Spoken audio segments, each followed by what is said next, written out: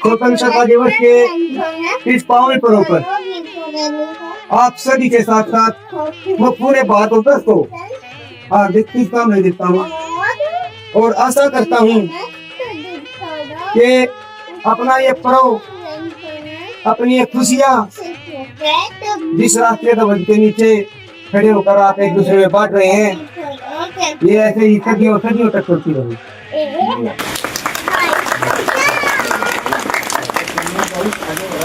आजादी का ये सवेरा हमें देखने को ऐसे ही नसीब नहीं हो गया था। इसके लिए हमारे वीर बापुओं ने अपने खून का कतरा कतरा इस मिट्टी में मिला दिया था। अपने जवानों ने प्राणों की परवाह किए बिना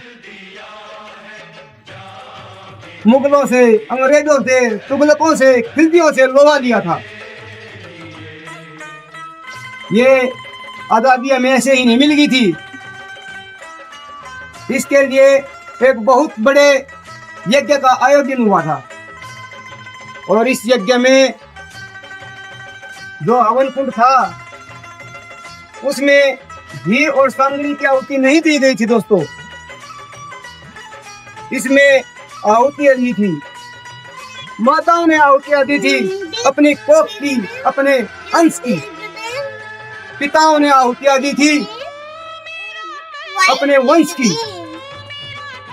भाइयों ने अपनी बुझाओं की आहुतियां इस हवन कुंड को समर्पित की थी।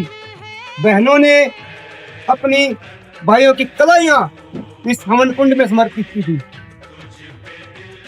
यहाँ तक के अदन में बच्चे भी आहुति देने से पीछे नहीं हटे। उन्होंने अपने पिताओं की आहुतियां हवन कुंड में समर्पित कर दी थी।